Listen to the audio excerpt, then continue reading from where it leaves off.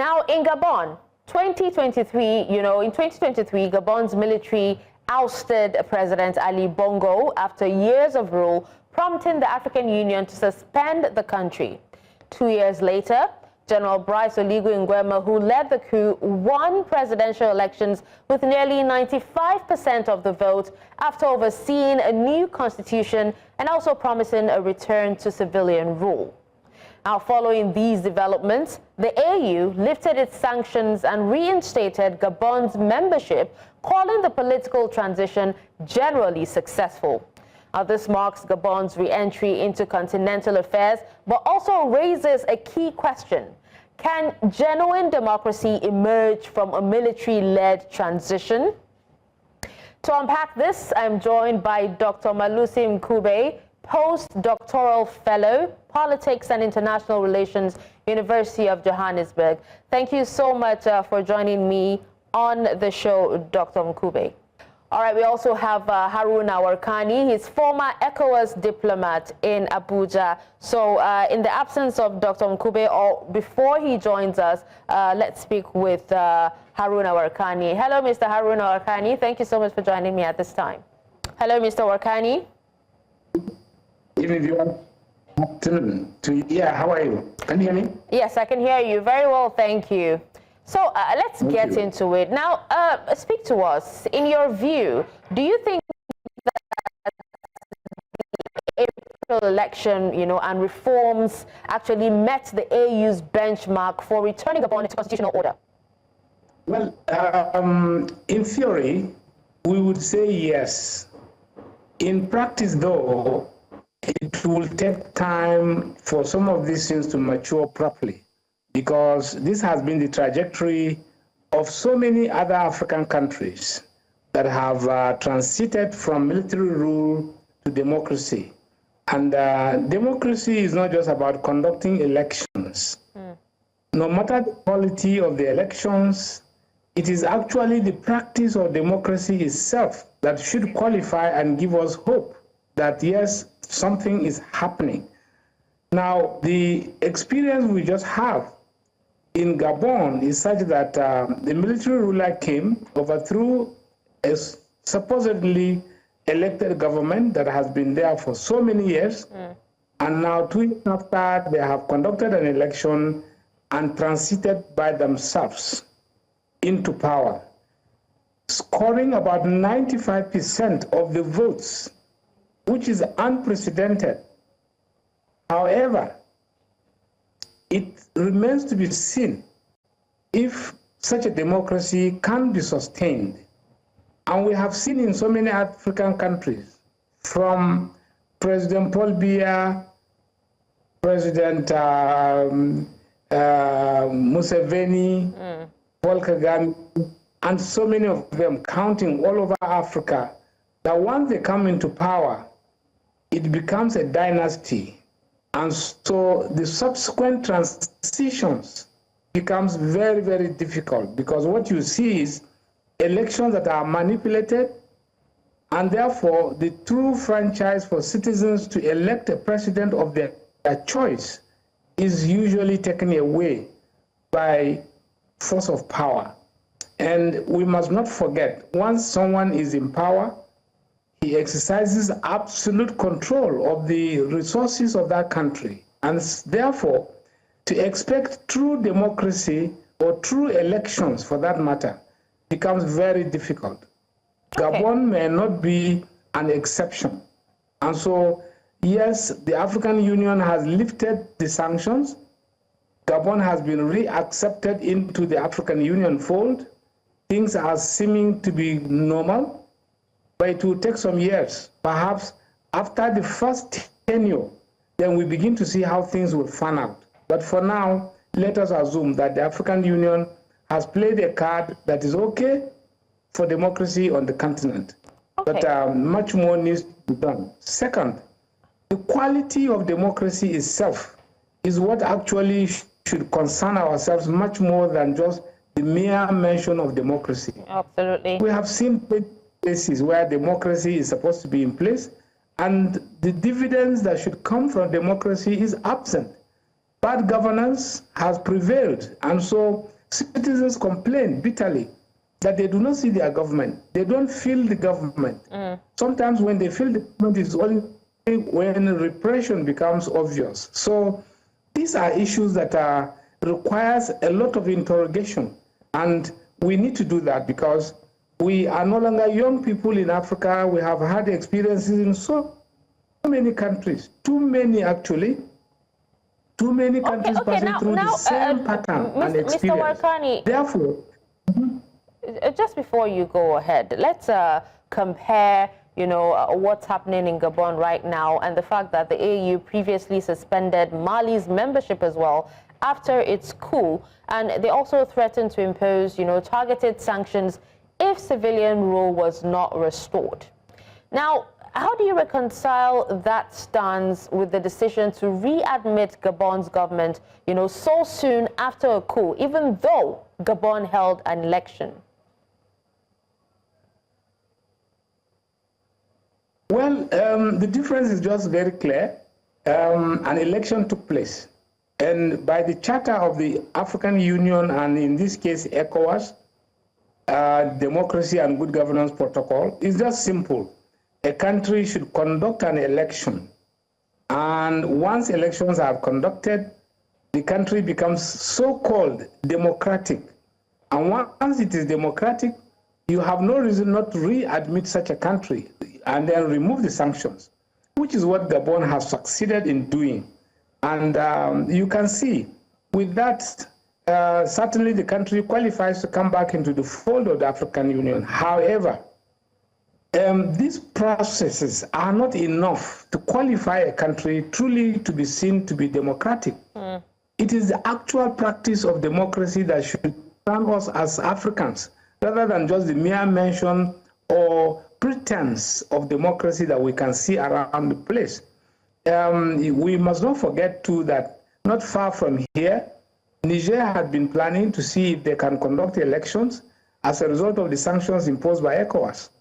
And so the AES countries remain outside of ECOWAS because the ECOWAS Protocol on Good Governance and Democracy cannot allow a military-led country to be a member of the heads of state and government. Therefore, yes, Gabon has succeeded, but it is, yet to be seen. What quality of democracy are we talking about? Now, speaking of that quality of democracy, the Western... sorry to cut you off, but speaking of that democracy, so many quarters, especially, top opposition candidates as well, that's Alain Claude Billy Binze, actually warned that Gabonese democracy is in danger because military personnel were allowed to be candidates, and also urged sending the military back to their barracks, rather than, allowing them into power or staying in power and, with the chatter that they might be democratic. So what are your thoughts on his concern? Well, the concerns are legitimate, they are genuine, they are germane, and truthful to what we are seeing. That's why we are saying the quality of democracy itself should be more of a concern to us than just the mere mention or pretense of democracy, which is what we see. There's no way someone could have removed his uniform yesterday and today he is a Democrat. That cannot be. That is not, because democracy itself is a process, not an event. And therefore, anyone who claims to be democratic, to indeed lead a country, ought to have gone through the crucibles of democracy itself, to have won elections at various levels of governance up to the top. But when you cross over from one sector to another and say you are democratic, that creates a problem in itself. So you are going to see someone who claims to be a democratically elected president of a country practicing pseudo-democracy, partly military, partly democratic. It is not going to be easy to entertain opposition because his uniform is not very far from him. Yeah, absolutely. And all the ethics of the military makes it difficult for him to transit into democratic space.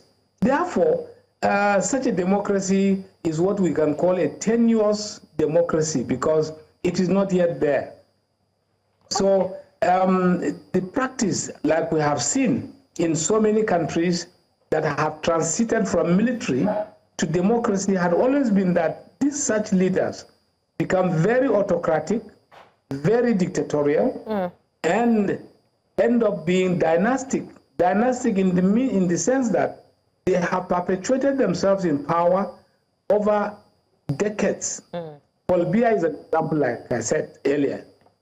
Okay. Museveni is another, and so many other African countries that have gone through the same process. So you see a situation where we can literally predict that in the next elections in Gabon, you are certainly going to see the same president coming back because the elections are going to be mere rubber stamp process. All right. Now let's welcome Dr. Malusi Mncube, a Post-Doctoral Fellow, Politics and International Relations, University of Johannesburg. Let's welcome him and thank him for joining us. Thank you so much, Dr. Mncube. Thank you to the viewers and thank you so much. It's a pleasure. Now let's stop. Let's continue from where Mr. Warkani actually stopped. We're talking about, you know, how the transition from military to democracy would actually pan out, and if there are plans for security forces to step back now that the presidency has been decided. And Mr. Warkani talked about how, you know, it might be difficult for Gabon's president right now because the ethics of his uniform makes it difficult for him to transit to democracy. What are your thoughts on this? I'd like to take a different approach, host, please, if you would allow me. Please go ahead. First and foremost, we have to understand the fundamentals of the political economy of Gabon, of the political economy of the rest of Africa. Hence, we're having the problems we are having within the African Union. The script of democracy, it's not intrinsic. It's not an intrinsic thing. It's a Western template. It's a Western template through which they subordinate the political economy of the whole of Africa. Hence, I will repeat, there's inconsistencies within the African Union, right? The African Union, to a great extent, is used as an enforcer of the neo-colonial imprint. What am I saying by that? For instance, look at the consistency of the election results and who takes over, and look at the unconstitutional changes of government and how the sanctions are dished out. Now, let me show the contradictions. Now, there were sanctions that were put on, that were just put on Gabon, and they had to go through a 2-year transitional period. Look, did the same happen in 2021 for Chad? No, there's reasons for that. Did the same happen for Egypt? No, they did not. Because it's about the political economy and it's about the power. Now, that's why I'm saying I'm taking a different direction, and please do allow me. The real problem we are having in Africa is, whether we are wrong or right on how we begin to rule, is that Africa is not owned by Africans.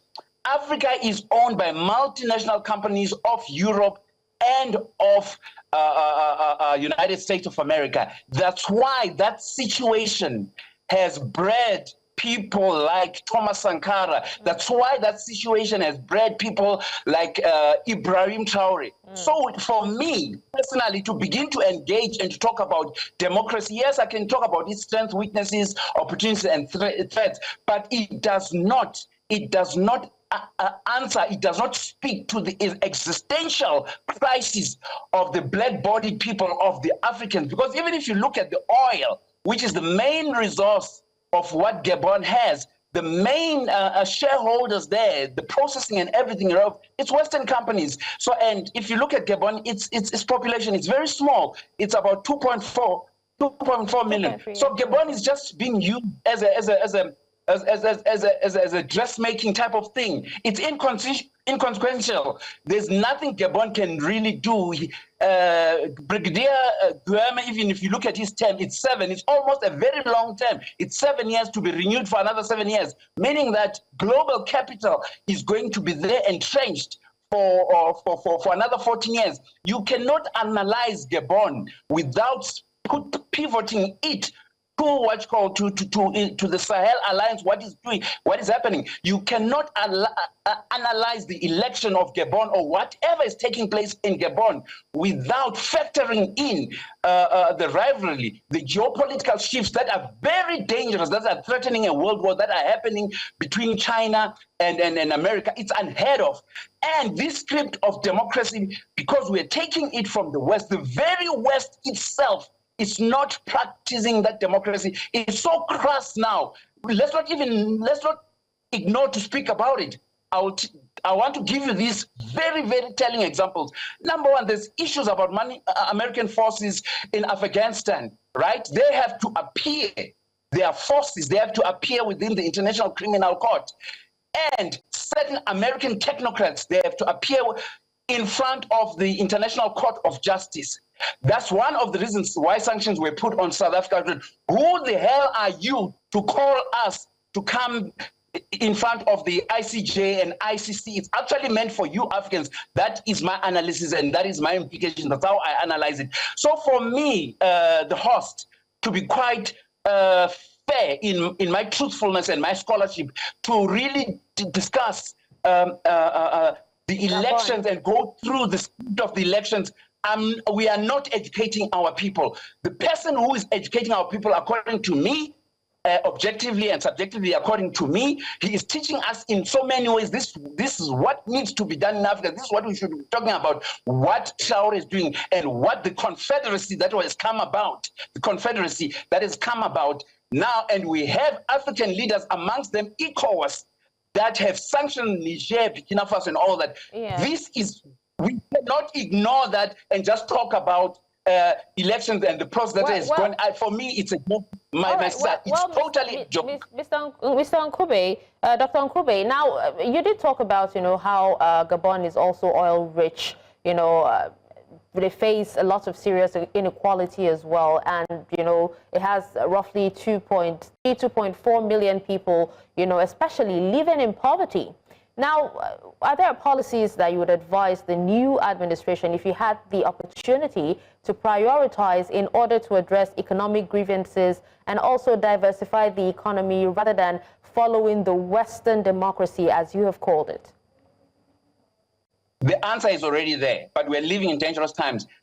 What Gabon has to do, General Nguema has to do, I would challenge him personally. He has to pivot directly to BRICS Plus. He has to pivot to China and Russia. This is what he has to do to structurally change. I'll give you an example that has been done in real time by Ibrahim Traore. Uranium, this is structural, my host. This is structural with respect. Uranium in Burkina Faso was going for 80 cents per pound.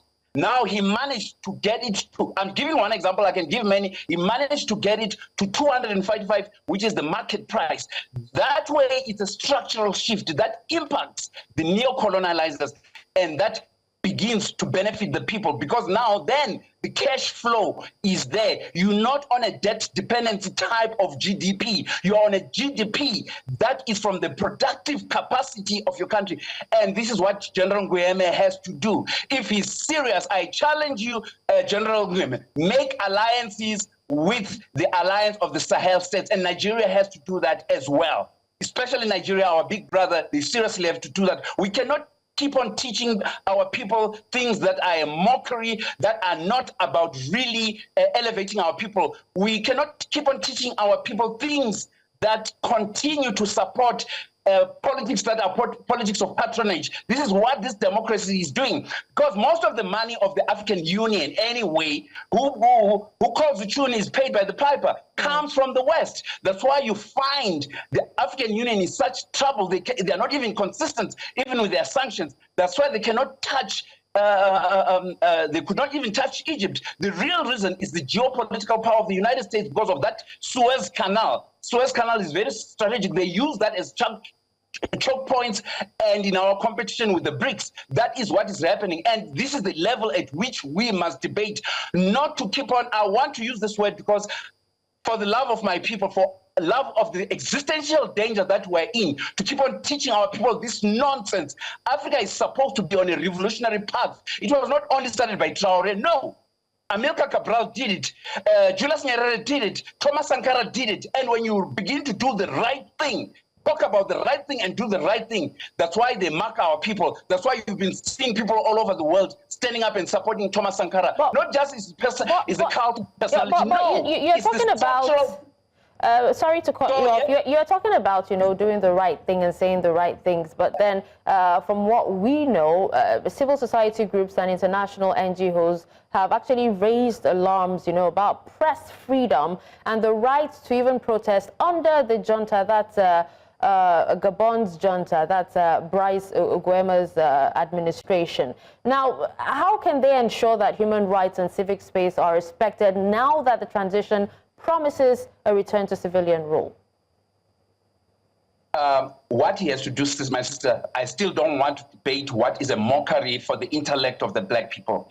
General Brice Nguema, if I'm pronouncing your name very well, and your leadership, as much as you've taken power right now, because you can see how colonizers, they can turn against you. You can see how Donald Trump turns away, how he makes statements, insensitive statements that will change Gaza and make it a Riviera and all that. And he forgets children that they are bombing every day. This is how racist they are, and Africans don't want to speak about it.